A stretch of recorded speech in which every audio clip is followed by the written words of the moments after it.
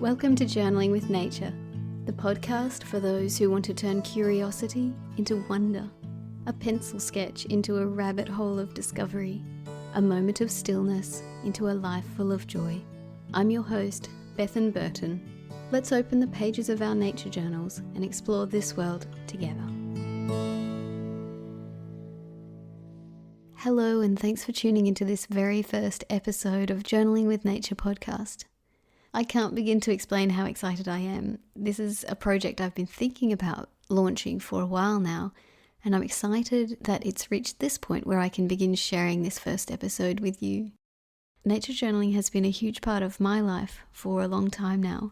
I've always loved art, and I've always loved nature and environmental advocacy, and in nature journaling I've found a way to bring these two things that I love together.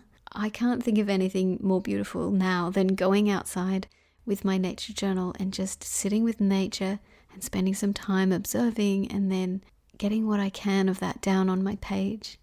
It's such a relaxing, fun, interesting thing to do. It generates curiosity. It connects you with yourself. Anyway, I can go on about nature journaling for a long time. Maybe that's good because I've just started a podcast about it. One very special addition to my personal experience with nature journaling has been finding an incredibly kind and supportive network of people online who love what I love. They love journaling, they love nature, and there's so much inspiration to be found in the work of other nature journalers, and technology has allowed us to be connected with people from faraway places that we never would have met otherwise, and this to me is really exciting. Through this, I've been able to start friendships with people across the USA and Canada, the United Kingdom. I've seen work by inspiring journalists from Germany and Portugal and Japan and South Africa. It's such a rich and exciting thing to have this huge cache of work that's being shared, and that's just here for us. It's online, waiting and ready to be explored. I want to know more about the way other journalists fill their pages and the way they connect with nature. I want to know the things that are the same about the way we do it and the things that are different. And this community is all about supporting each other and encouraging each other. And this is really happening in the online space. On Instagram, the community of nature journalists is incredibly supportive. And on Facebook too, through the various nature journal clubs that you can be part of there. The idea for this podcast came through this feeling that I have that I just want to listen and to share and to learn more about nature journaling through the experiences of others, and also to connect people together within this community. So I plan to have two types of episode on this podcast. One will be me chatting with you about different aspects of nature journaling. I'll focus down on something that might be interesting or useful, and the other type of episode will be interviews. I plan to interview nature journalists from all around the world. I'm from Australia, but this really is a global network, and it's just a huge family of folk who love nature. And my goal with the podcast is to help connect people and share these stories, the stories behind the nature journals. Everyone has something really valid and unique to share, and I want to uncover these stories through the podcast interviews. Within these two formats, I hope there will be something valuable for people who have been journaling for a long time and have established it as part of their lives already, as well as people who are just new to nature journaling and have an interest but are still learning about how it all works. So this first episode, I thought we should start at the very beginning for those who are still learning about the what, why and how of nature journaling.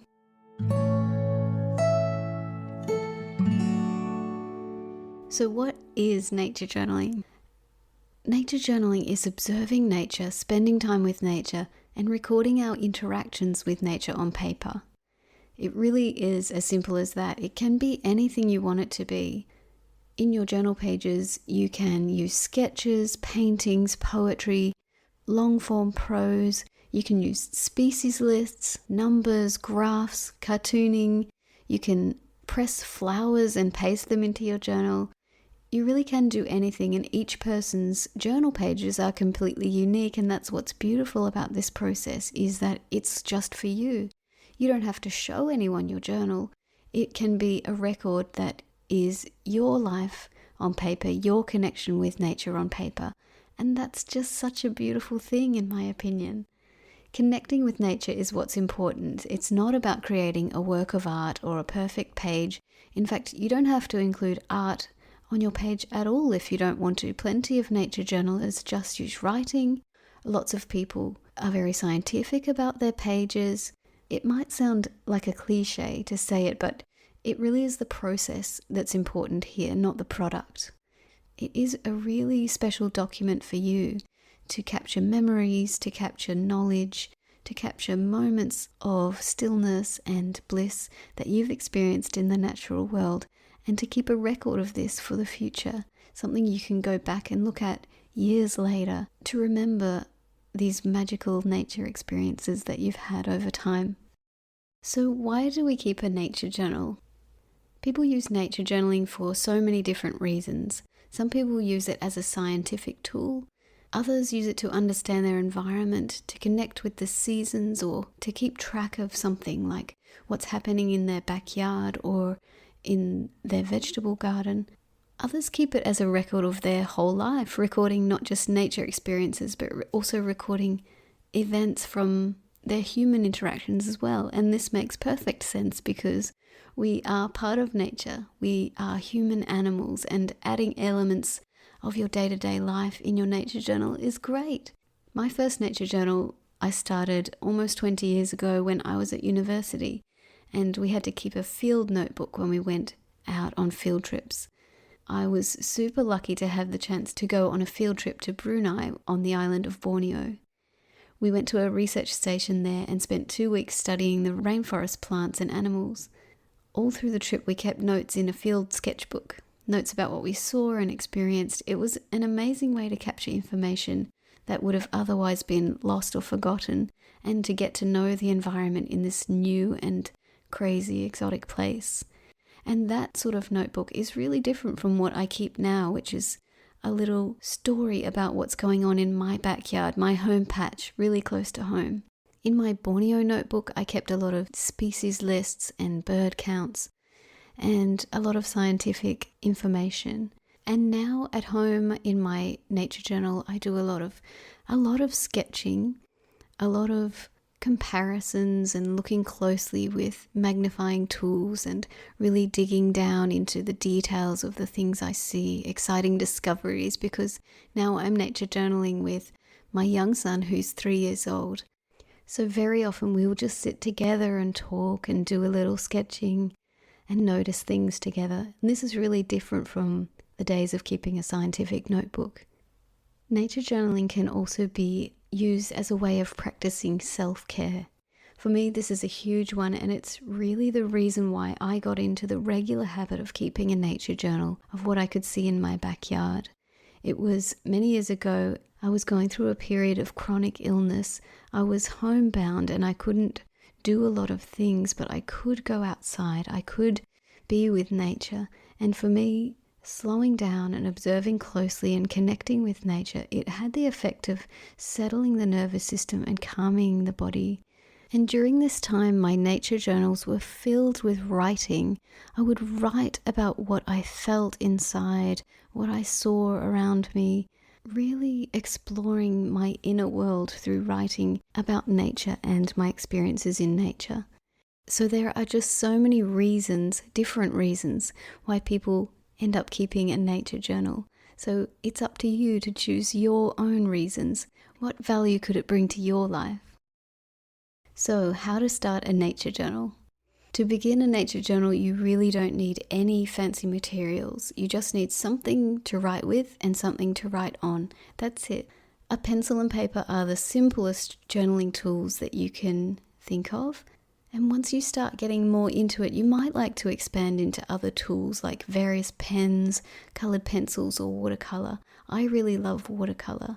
I just find it really freeing and relaxing. But your choice of materials will evolve over time. Keep it really simple at first. Try things out, have a little play with different materials. Slowly, you're going to discover what works for you. It's easy to think that you have to go into a rainforest or a wild exotic place to find nature, but your backyard is really the perfect place to start. It's accessible, you can visit it every day. If you don't have a backyard, a local park or green space is really good too. If you live in an apartment or you don't have access to parks or green space at all, which really might well be the case during COVID or lockdown, you can focus your observations on the sky. You'll be surprised how much there is to observe in the clouds and the movement of birds across the sky, or the changes that you can see in weather and wind. If you're wondering, where do I start, or the whole thing just feels too difficult or too big, just go outside and see what you notice. You can sit down on the grass and just be still. You can take it in and you can focus on your senses. You might like to find one small object, one small natural object like a flower or a leaf. Take it up in your hand and just ask yourself what you can see and hear and feel and smell and taste if it's safe and appropriate. It can be fun to explore a leaf with all your senses, feeling the texture of its surface under your fingers and observing its margins and veins. And put it up to your ear and listen to the sound it makes as you crinkle it between your fingers. Does it have a smell? Where I am, we have lots of eucalyptus leaves, and the smell of a crushed eucalyptus leaf is just so good. When you're ready to start your journal page, there are different ways to record your observations in nature. We often use a combination of different ways, like words and pictures and numbers. Words you might like to think of, you can write long stories about nature, you can write poetry, you can write lists or species lists, you can add labels to a drawing, or you could write your observations of a creature or a plant. For pictures, it can be sketches and paintings or diagrams. You can include maps. It's really fun to map your landscape. You can include cartoons or stick figures, anything you can imagine. For numbers, we often include measurements, like you might have a leaf and you might have a little ruler and measure the size of your leaf and include that number in your journal page. Or you might have counts. You might have a count of the number of birds you saw on the pond. Or you might count the number of stripes on a caterpillar that you've seen. You might like to use data to make graphs in your journal. This is another great way to include numbers. You can use any combination of these to build a record of your time in nature and deepen your understanding and connection with the environment. When you use elements of all three, you begin to build really vibrant and interesting journal pages. But you can focus on any of those elements that you find interesting and useful for you right now where you are. And your journal practice will change over time and you'll start to explore nature in different ways. Your journal pages can include a mixture of observations, questions, and connections. There's a lovely set of prompts that you can use to start a journal page that will help you gather your thoughts about your observations, help you generate questions, and make connections between the things that you're seeing in nature. The prompts are, I notice, I wonder, and it reminds me of. You can finish each of these little sentences to start your page, and it will help you focus your thoughts. Last week I was doing a nature journaling workshop at a school, and I was thrilled to be working with the children there. And one of the girls, it just came so naturally to her to answer these prompts. And straight away, before I'd even told her about the prompts, she found a succulent and she said, I noticed that it has all these funny things coming up. They're all different shapes and different sizes. It's hard to describe on a podcast, but it had all these long, fleshy things sticking up with different sized lobes on the top. She noticed these and then she said, I wonder why they're like this. And then she picked one of those protruding things and she said, it reminds me of Shrek's ear. And straight away she had answered these three prompts very, very naturally. So this can be a way of starting it out. And it's great for kids. They love it. These prompts are from the writing of an amazing nature journaler called John Muir-Laws. If you don't know this name already, you will hear it many times while listening to this podcast or exploring nature journaling online. John Muir-Laws is an incredibly generous Nature Journal teacher and mentor, and he runs the Nature Journal Club, which is a Facebook group where you will find thousands, literally thousands of nature journalers to help you and support you. So have a look at that if you haven't already.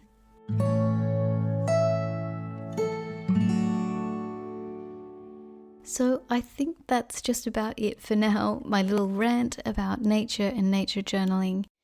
I'm really excited about this journey with the podcast, and next week I'm going to share with you an interview with a very special nature journaler called Jules Woolford. If you have any questions about getting started with nature journaling, or if you just want to connect, my website is journalingwithnature.com. I'm so happy to hear from you anytime. Thank you so much for being part of this journey.